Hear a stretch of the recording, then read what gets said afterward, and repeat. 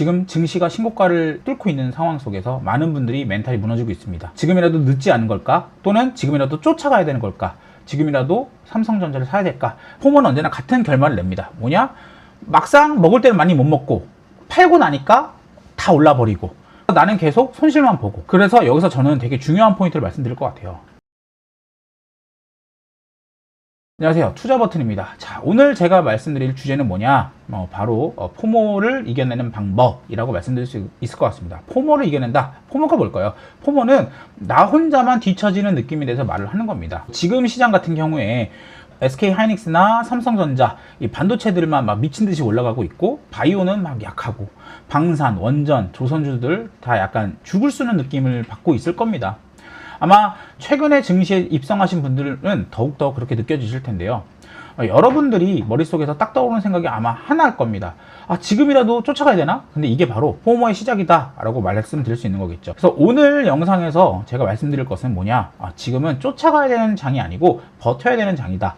또 지수 상승에 있어서 뭐냐, 이제 내가 만약에 그때 탑승을 못했다고 한다면 조정을 기다려야 되고, 또는 내가 지금 보고 있어야 될 섹터는 어떻게 보면 조정을 받고 있는 섹터에서 기회가 있다라고 말씀드릴 수 있을 것 같습니다. 지금 시장 구조는 어떤 구조냐면요, 지수 상위 종목들이 증시를 견인하고 있는 상태입니다. 그러다 보니까 뭐 SK하이닉스나 삼성전자 이런 종목들부터 뭐 최근에 2차 전지들이 급등을 한 모습을 보여주고 있죠. 그런데 이런 자금들은 제가 말씀드렸다시피 이 기관 자금입니다. 연기금 자금, 또 패시브 자금, ETF 자금이죠. 그러다 보니까 이런 자금들은 이렇게 꾸준히 한 방에 기계적으로 우상향을 시키는, 뭔가 기회를 주지 않고요, 그냥 바로 급등해버리는 모습을 보여줍니다. 그러다 보면 많은 사람들이 막 조급해지는 겁니다. 왜냐? 내가 지금이라도 사야 되는 걸까?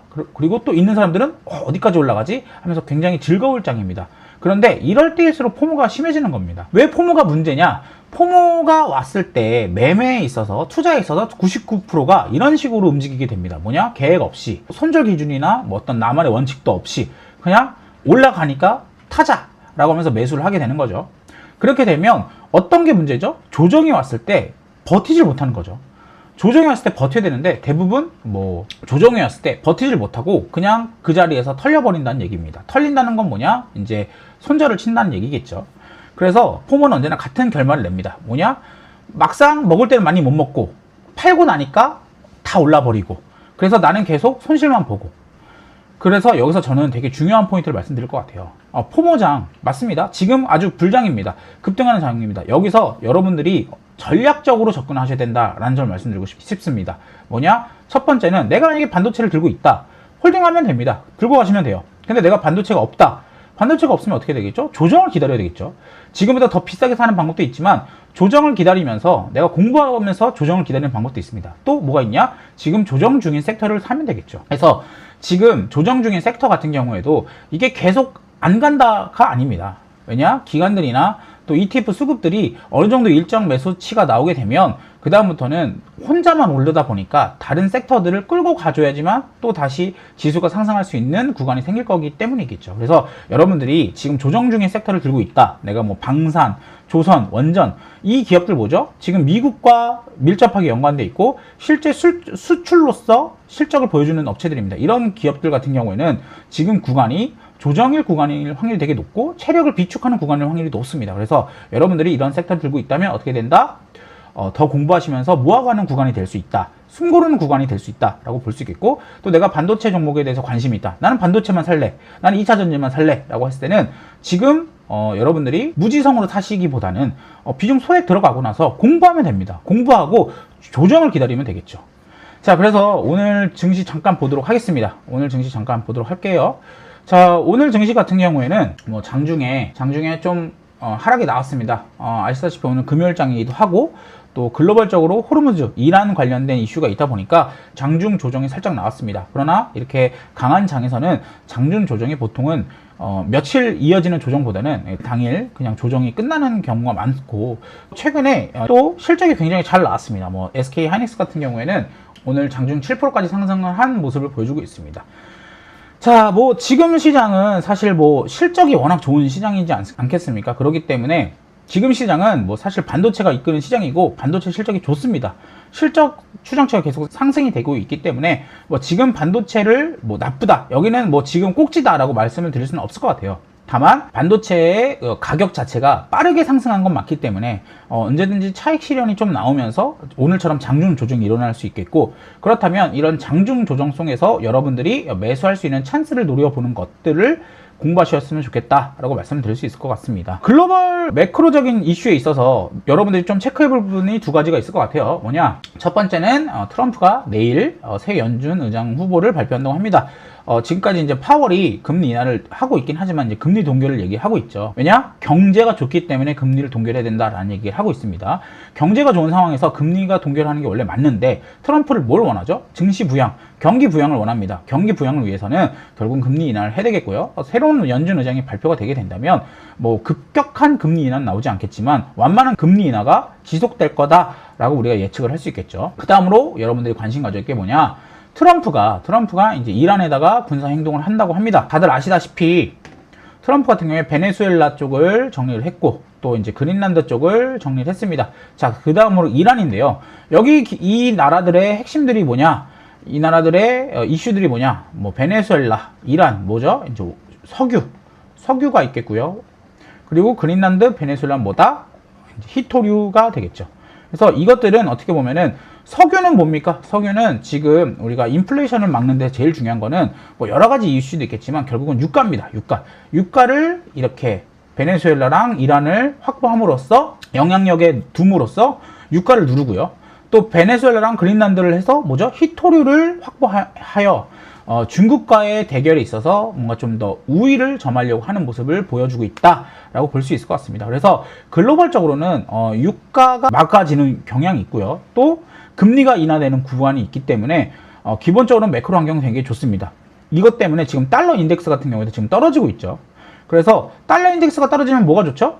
글로벌 자금이 국내로 신흥지 시장으로 돈이 들어오기 좋은 환경이다 라고 말씀드릴 수 있을 것 같습니다. 그래서 지금이 어떤 상황이다? 지금이 금리도 낮고 유가도 낮고, 유가, 에너지 가격을 말하는 겁니다. 에너지 가격이 오른다고 하지만 유가가 지금 그나마 방어를 해주고 있다는 거죠. 그리고 수급도 좋다. 이게 뭐냐면, 수급은 뭐냐면 이제 우리가 나라에서 이제 국민연금들로 갖다가 증시 부양을 하려고 하고 있죠.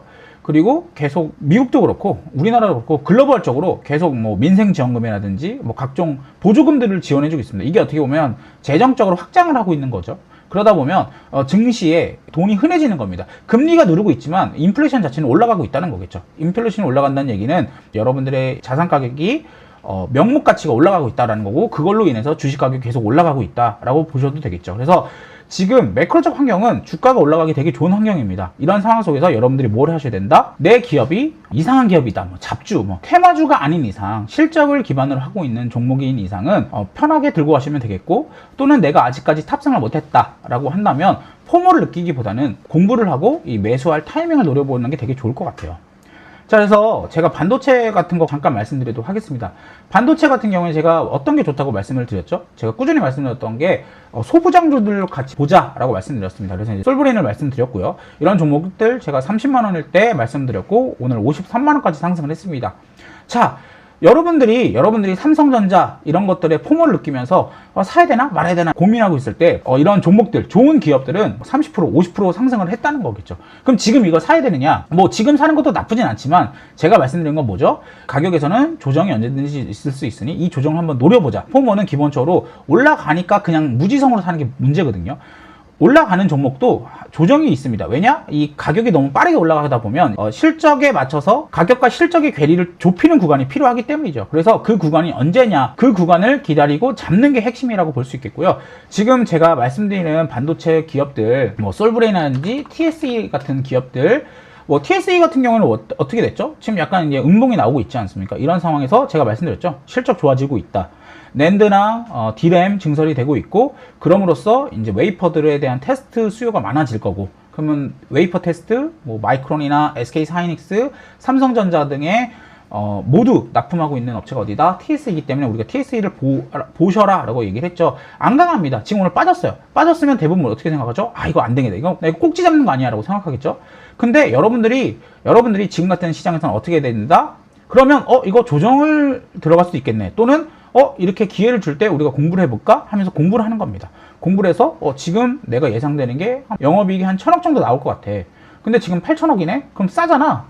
그럼 어떻게 되지? 지금 한번 사보고 조정받으면 또 사고 조정받으면 또 사고 이렇게 해본다든지, 또는 올라갈 때 내가 지금은 비중을 한 3 정도 태우고 올라가면은 6, 추가적으로 올라가면 9, 그리고 그 이상 급등하면 더 이상 사진 않고 다른 종목을 찾아보는 것들, 이런 것들을 여러분들이 해보셔야지만 실제 실전 투자자로서 거듭날 수 있다라고 말씀을 드리는 거겠죠. 아마도 대부분의 투자자분들, 초보 투자자분들은 급등하는 순간 몰빵을 때려박을 확률이 높습니다.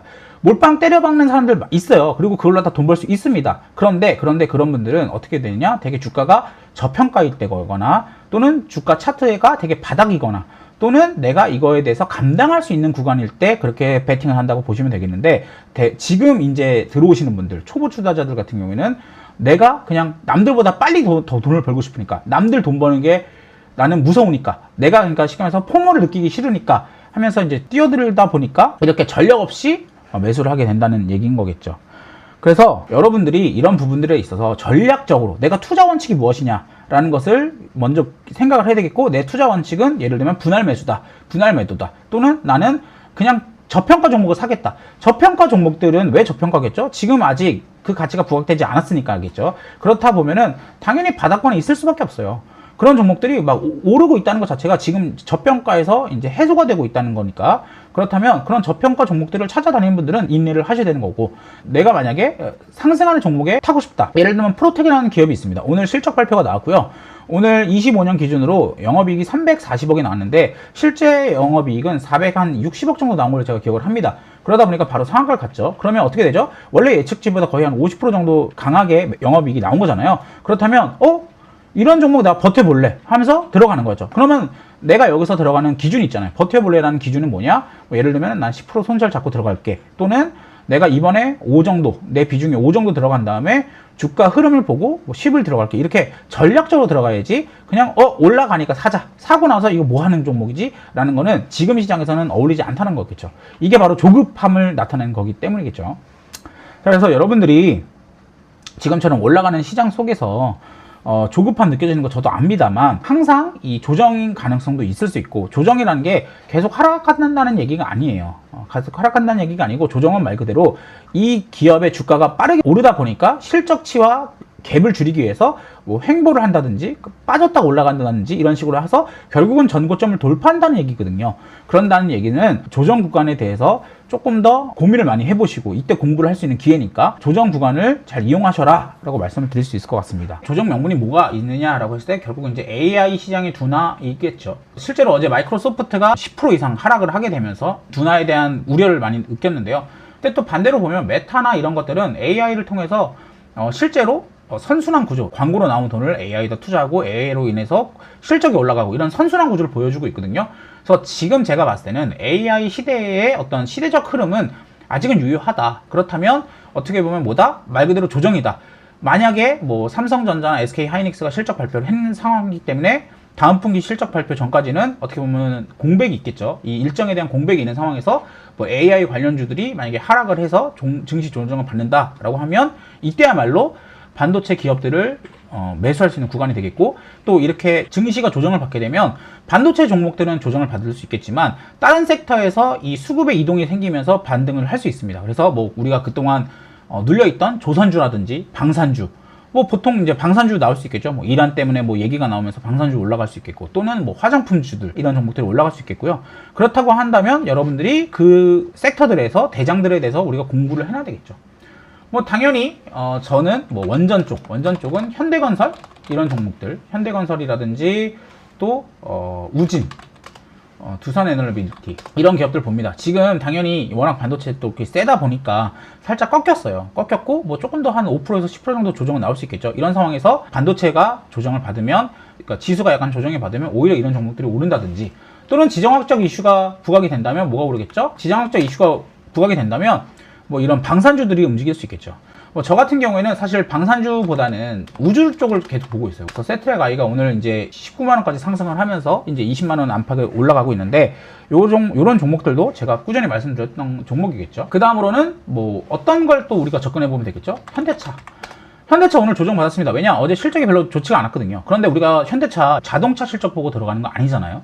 자동차보다는 우리가 로봇을 보고 들어가는 거죠. 그렇다면 현대차 같은 경우에도 보스턴 다이내믹스 내년에 상장될 거고, 또 휴머노이드가 올해 말부터 작업 현장에 들어가지 않습니까? 그러면 대략 한 10개월 정도의 기간이 남아있다는 거죠. 그렇다면 바로 상승할 수도 있지만 조정을 받으면서 올라갈 수도 있는 거죠.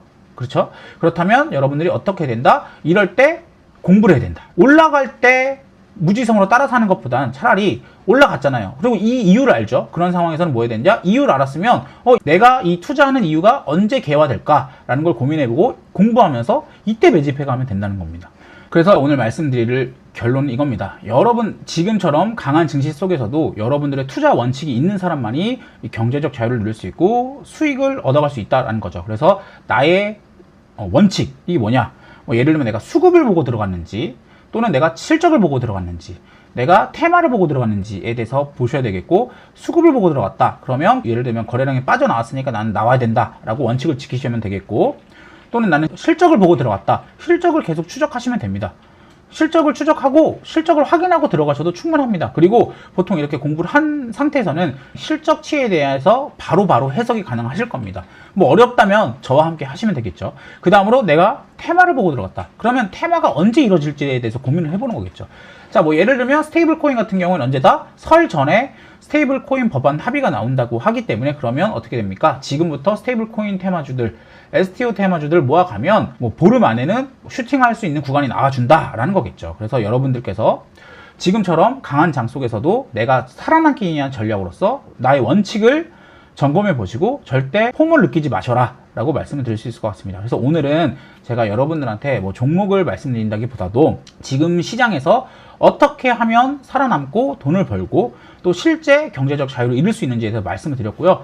여러분들께서 이 내용 한번 잘 곱씹어 보시면서 지금 시장 잘 이겨내셨으면 좋겠습니다. 자, 오늘도 여러분들 고생 많으셨고요.